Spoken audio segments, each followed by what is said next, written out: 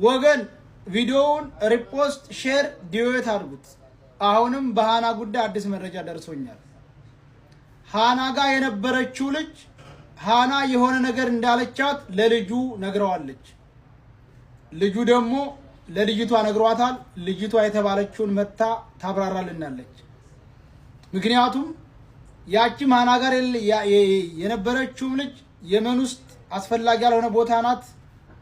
ልጁም ኢትዮጵያ ነው መሰል ያለው።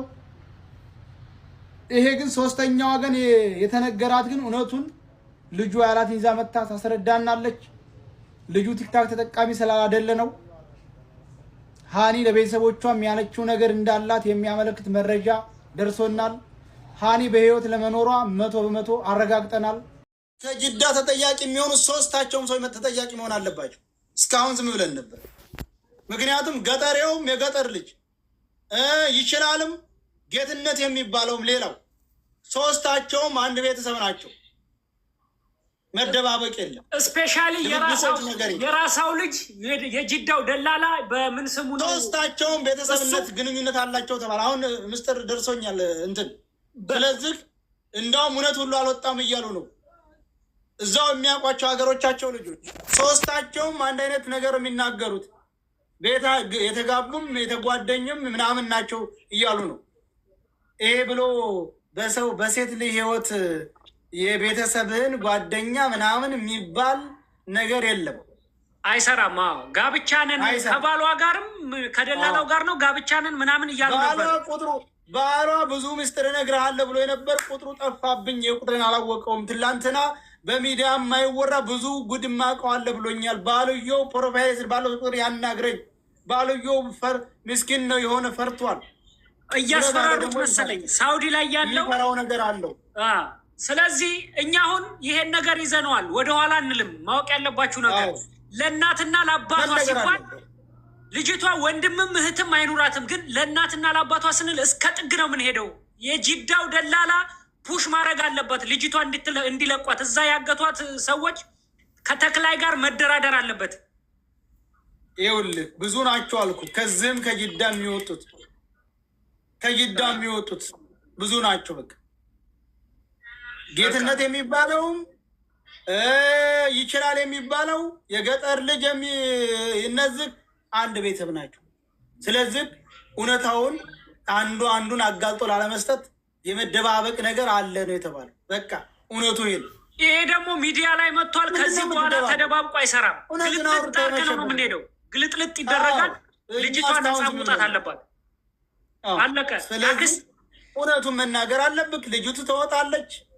ተድበቅብቀህ ጫካ አስጨምረ ያችን የመሰለ ቆንጅዬ ሙታለች ብሎ እንደዋዛ እንዲሁ ዝም ብሎ ዋሻ ማንም የተጫወተ ሙታለች ተብሎ የሚታለፍ ነገር የለም። ምክንያቱም 5 መረጃ ደረስ። 5ቶቹም አይተናታል አሉ። 5ኛውማ ጭራሽ ካልወጣሁ ልጄን ለቤተሰቦችና ለኢትዮጵያ ሕዝብ አደራ ብያለሁ ብላለች አሉ። ይኸውልህ ከዚህ በላይ ሌላ ምን ይደረግ? ሌላ ምን መረጃ አለ? አሁንም እያንዳንዱ ተደዋውሎ እውነቱን በራሱ ተወጣጡ። ልጅቱ በቅርብ ጊዜ ከዛ ዋሻ ወጣ ቤተሰቦቿ ጋር ወይንም ወደ ጅዳ እንድትመለስ ማድረግ ነው። እና ሰውን ያክል ሰው በቃ ሙታለች። ብዙ ሰው እኮ ሙቷል። ቤተሰቡ የሞተባቸው ደግሞ አስክሬናቸው ሲቀበሩ ቪዲዮ እየቀረጡ ልከዋል። ብዙ ሰዎች አንድ እሱ ነው። ሁለት ደከምከም ያለ ቤተሰብና ይሄ በጋብቻ ምናምን በዝምድና ስላለ ነው ይሄ ነገር እስካሁን ቫይራል ያልወጣው። ሁለተኛ ባሏን እምቢ ብላ ነው ሄደች። ምን ብትልሳ ምን አገባቸው? እስከ ባልና ስለሚስት ህይወት ድሮም ባሏን እምቢ ብላ ነበር ሄደች። ምን አገባክ? እያንዳንዱ እንደዛ የሚሉት አሁን ገብቶናል። ጉዳይ የደላላ ሚስቶች ናቸው። የአረመኔ ሚስቶች፣ የሽፍታ ሚስቶች ናቸው። ትኩረት እንዳትሰጥ ነው እንጂ ትኩረት እንዳትሰጥ ባሏ ተይ ብሏት ነበረ ምናምን የሚል በቃ ሄዳለች። መብቷ ነው።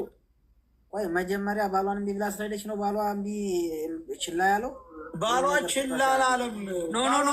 አላለም። ፈርቶ ነው። አንተም ባሏ ችላ አላለም። ፈርቶ ነው። ባሏ ሶሻል ሚዲያ ሰው አይደለም። ውስጡን እያንገበገበው ቀርቦ የሚያማክረው ሰው አጥቶ የላካት ይችላልም ጌትነትም ወይም የገጠርም ልጅ ሁላቸውም ቤተሰቦች ስለሆኑበት እሱም ትንሽ ቀረብ ስለሚላቸውም ሊሆን ይችላል። ዝም ብሎ የሚያወሩት እውነት ነው ብሎ አምኖ ተቀብሎ ውስጡን እያብሰለሰለ እየኖረ ያለ ባልሆን ምስኪን ምን ያደርገው? ሰው ከሌለው ተጎሙ ያስፈልገዋል እኮ ጋር ቫይራል መውጣት አለበት። ታብታብ አድርጉ፣ ታብታብ ሼር ኮፒ ሊንክ አድርጉ። 5 መረጃ አለ ብዙ ኮሜንት እየተጻፈልን ነው። ሰየው ነፍጠኛው እናት አለ እህት አለ በቃ ብርም ካለ እዚህ ያለ ነው 3000 ምናምን ብር አዋተን እጥፍ አድርገን እንሰጠዋለን። ደላሎቹ የምታውቃቸው ከሆነ አዋራ በቃ እንደ አቡፋኖ ግልጽ ሆነ።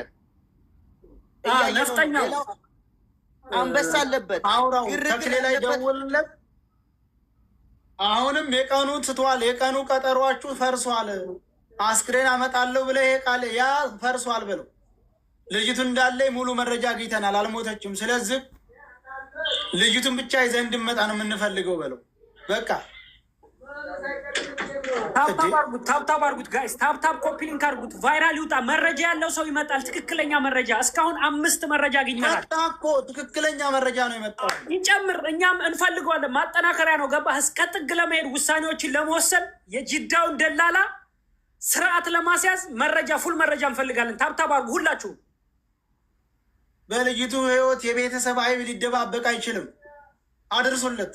ለገጠሬውም ልጅ ሆነ ለጌትነትም ሆነ ለይችላልም ከሆነ በአንዲት የሴት ልጅ ህይወት የእናንተ ዝምድና ወይንም ደግሞ የእናንተ ጓደኝነት ተለባብሶ አይታለፍም።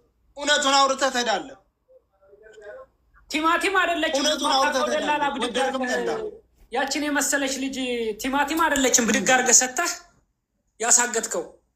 ስለዚህ የምታረገውን ነገር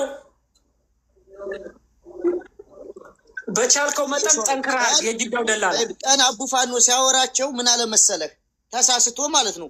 እሷ ከሄደች በኋላ ሰተኛል ምናምን አለ እና ነጃት ነበረች በአጋጣሚ የሚያወሩትን ስለሚሰማ ስማው ምናምን ስትል ወሬ ቀየረ። ታውቃለህ በደንብ ይሰራሉ የጅዳው ጋር በትክክልም ጓደኛ ናቸው። አብሮ ይሰራሉ። አብሮ ነው የሚሰራው። ነገርኩህ። የትም አያመልጣል። የጅዳው ደላላ አውቀነዋል የት እንደሆነ። ቤተሰቡን ደርሰንበታል። የኛው ሀገር ልጅ ነው። ምንም የሚያመጣው ነገር የለም።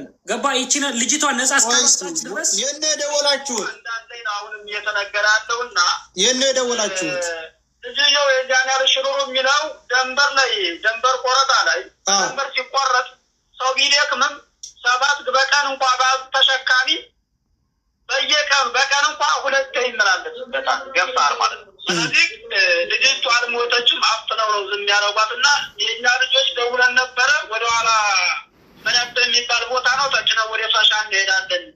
ልጁ ሌላ ልጆችም እንደዚህ የታፈነዋሉ እየተባለ ነው ወደ ልጅ እንሄዳለን እያሉ ነበረ። ቅድም ላይ መቅሪብ ላይ ማለት ነው ፈርሻ መኪና መነብ ወደ ፈርሻ መኪና ተጭነው ገና ፈርሻ ላይ አልደረሱ። ዞሮ ወደ ልጅ ይሁን እንዳረኝ ይሄድ ነው ያመጣን ካላመጣው እንደማደል ያው ነበር ማለት ነው አይደል? አሁን ይኸውልህ አሁን ልጅየው መያዝ ያለበት እንዴት መሰለህ? ለውጪዎቹ ማለት ነው የሆኖቹ ሰው ሆነ ማይራሩት ለውጪ መጠቆም ነው ቦታውን ማለት ነው። ልጅ ያለበትን ፈርሻ ውጪ አንጥቶ ወይም እርምጃ ሲወሰድበት ሲል ግዴታ ታጥቆ ይሰጣል ማለት ነው። ስለዚህ ልጅቷ አልሞተችም። እንዳልሞተች እኮ እርግጠኛ እኮ እንዴት መሰለህ? አንድ ሰው ደክሞ ሲመጣ ሬሳው በምንም ተአምር መቆፈሪያ ወይ አግኝተው ነው የሚቆፈው። የት ይቆፈራል? ሁላ ይዞና እኮ ነው። እንዴት ነው ታንሰንግጨው አልቦ መሪ ይመራ አይቶም አይታወቅም። ስለዚህ ደንበር ሲመጣ በማንኛው አፈር ነው የሚቀብራል። አንካታንካ ዶማ ይዞሩ መቆፈሩ ነው የሚቀብራል። ድንጋይ ላይ እንደ ሰው ሬሳ ይቀበራል። በየቦታው ሬሳ ተንዳሎ ቆምና እባካችሁ አታልቅሱ። የስራ አካውንት ነው አታልቅሱ እንዳይዘጋበት። እንመራ መጀመሪያ የደከመበት ነው። አንድ ሰው መሪ አሟቂ ያችን ልጅ እያሳረፈ ይዞ ይመጣል። አለበተከለ ደግሞ ከሞት ማን የቅርብ ዘመዱ አካብሎ የእኔ ካለ ናቶርና በአይኑ አሳይቶ ነው ትክክለኛ ማለት አያተኝ ሙታለኝ አንተ እንድታረጋ እንግዲህ ተብሎ ነው። ይህ እኮ 24 ሰዓት በማንም ሰፈር ታይቶ የማይታወቅ የራሳቸው ሊደበድቡበት ቦታ ስራ ብለው ሀዋሻ ተዳይተው የሚደበድቡበት በመዲሁ እኮ የመን ላይ እኮ እዛው ደንበር ላይ እንዴት ነው እዛ ቦታ ላይ ይታይ በጣም ከባድ እኮ መሀል ላይ ቦታ አባሎች የሚወደቀችው። ትክክል። የመን የሚወረደው እኮ የሳውዲና የየመን ዳበት ጠረፍ ላይ። ስለዚህ ልጅቱን አፍነው ነው አልሞተችም። በትክክል